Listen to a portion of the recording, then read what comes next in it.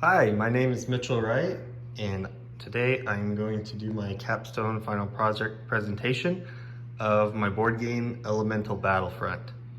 So here I have a rough playtest version of it.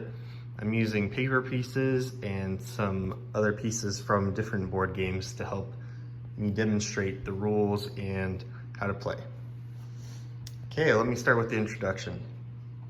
So in the mechanized world of Sen, there erupted a cosmic anomaly, bringing with it the knowledge of the elements.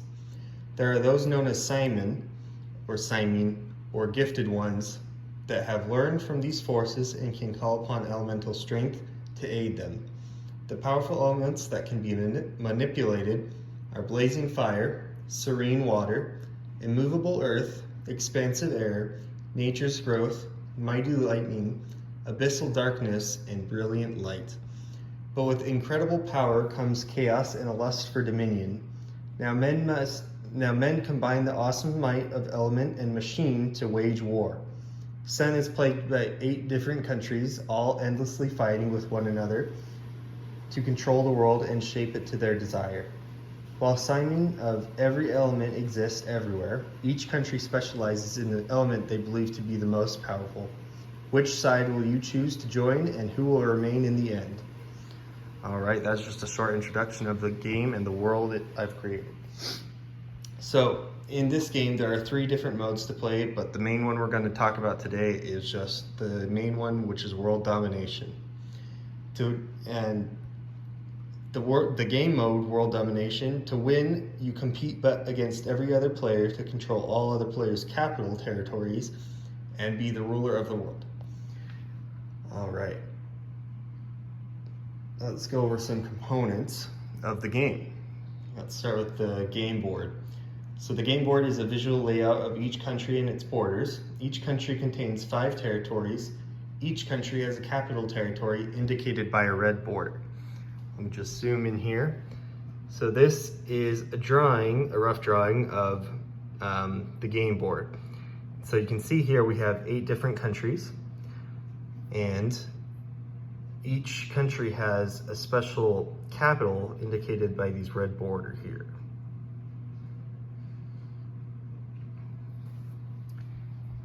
All right.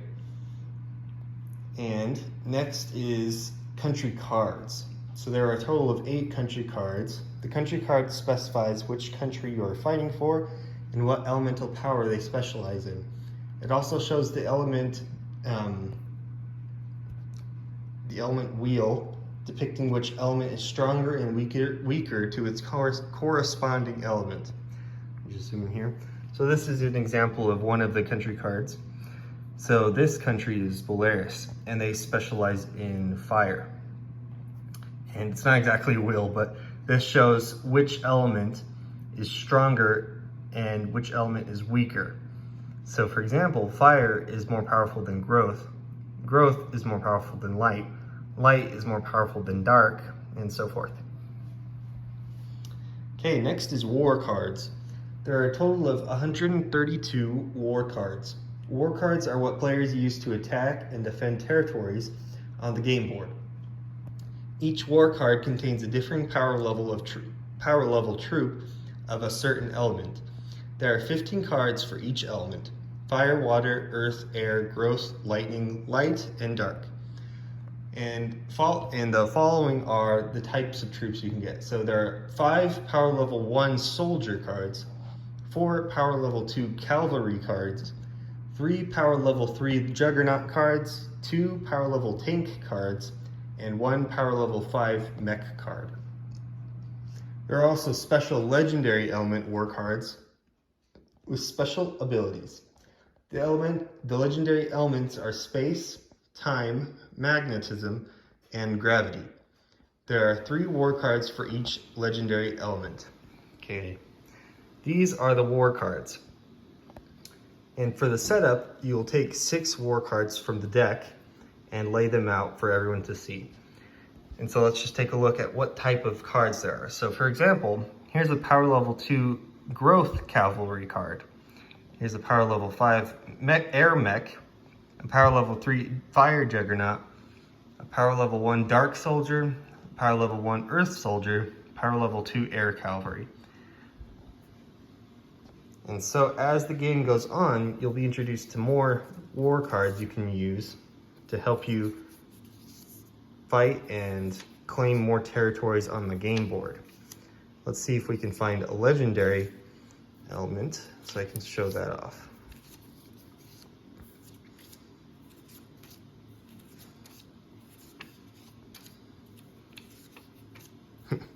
One of them does not want to show up.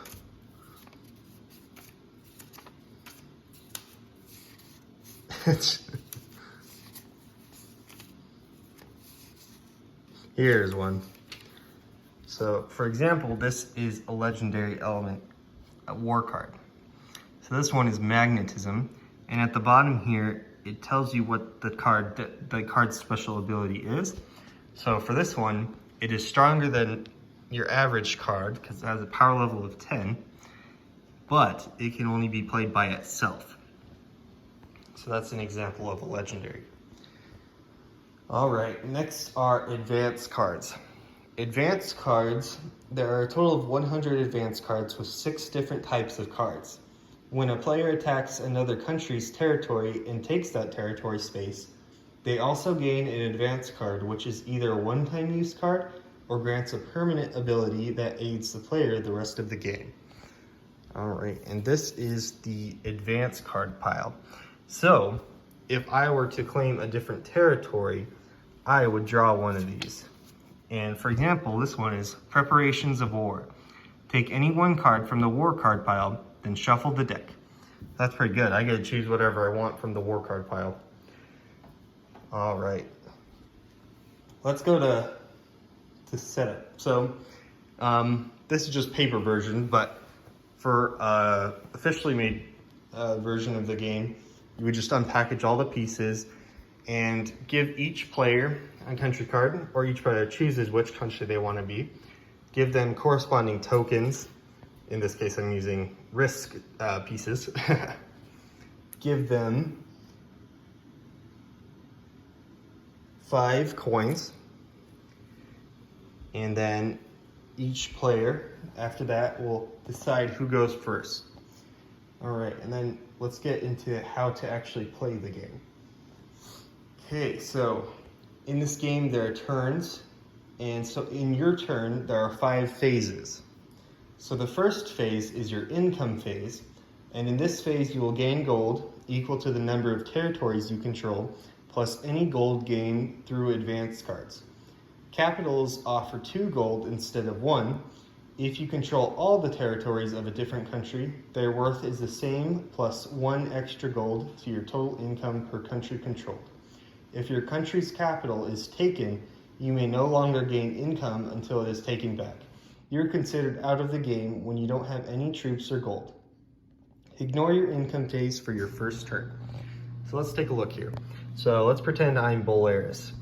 So Belarus is right here. And so I have 5 territories, 1, 2, 3, 4, 5. And so normal territories offer me 1 gold, but capital territories offer me 2 gold. So other than your first turn, I would get 1, 2, 3, 4, 5, 6 gold. I would just take from the pile. And in the future, let's say I took over somewhere from Vindrus. So if I took over these 2 spaces, I would get 2 extra gold. But if I took over their capital, I would get 2 gold. And if I controlled everywhere, I would get 7 gold plus what I already get from my other country. All right, and then we would move to phase 2, which is the recruit phase. In this phase, you will spend gold to bolster your army. You may recruit any number of the face-up cards from the war card pile. When you decide which card you want, pay gold equal to the card's power level. So for example, sorry, I don't understand.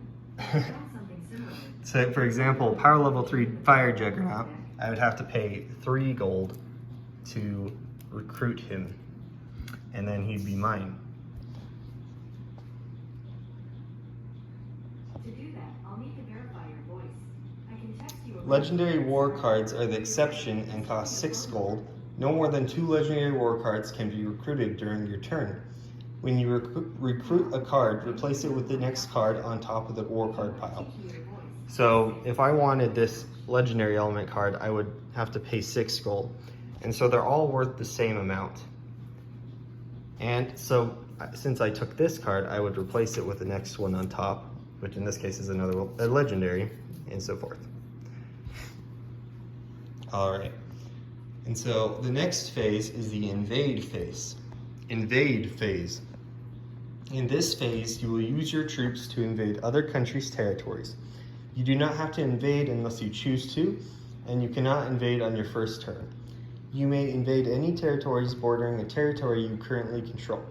Declare all territories you wish to invade in the order you invade them before you engage in battle with any of them.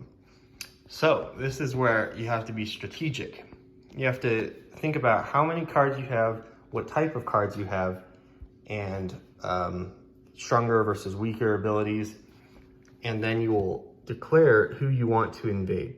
So if I'm Valeris, I could either invade to my left or my right here. And since I'm touching their territories, I can't invade this one since I'm not touching. So I can invade here, here, here, here, here, here, but not here. And I'll get to why in a second. So let's say I want to do right here. I would then choose which cards I'm going to use in battle. So if I had these cards, for example, I would want to use these, but I would place them face down before I reveal them to my opponent. So they know I'm using 3 cards. And my opponent would use however many cards they desire. Let's say they only have 2. Okay, so now we've decided what cards we want to use. We now reveal. So I have these cards, and my opponent has these cards. So now I would add up the power levels for each. So I have 7 on my side and they have 8. So you think they won, right? So that's where you have to consider elemental advantages. So let's see. I have light, fire, and lightning. Light is good against dark, fire is good against growth, and lightning is good against water. So my opponent has a growth and an air, and so my fire is good against the growth. And so when you have an elemental advantage, that element gets +1 to their power level. So I would have power level 4 Juggernaut instead. So now I'd be 8 and we're tied. But let's look at our opponent. They have growth and air. Growth is good against light and air is good against earth. I don't have any earth, but I do have light. So they would get +1 to their tank. So now they're at 9. So they do beat me. And that's how battling works. And so, because I lost, I would not get to claim that territory.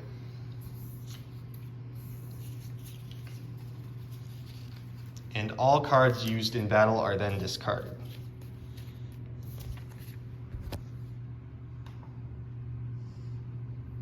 All right, and so after our invade phase, after our attack phase, my bad, we do the regroup phase. In this phase, you will organize your troops and resources after battle before relinquishing your turn to the next player. Lastly, for up to 2 new territories you've claimed from the last phase, you will gain an advance card, which I mentioned before, from the top of the pile. Before you end your turn, you may also fortify territories. When you fortify, you may take as many war cards from your hand as you desire and set them aside to protect a specific territory. So for example, if I had these 2 cards and I was really worried about this guy attacking this territory, for example, I could designate them as protecting that area. All right, and an important rule, an important few like side rules to remember are, since capitals are very important, you can't just waltz into them because that wouldn't make the game fun. So in order to be able to attack a capital, you have to control at least 3 territories of that player's country. But what would happen if, for example, Auroran had these 2 territories captured, but Vindris, we'll use these pieces for now, had these 2 territories captured.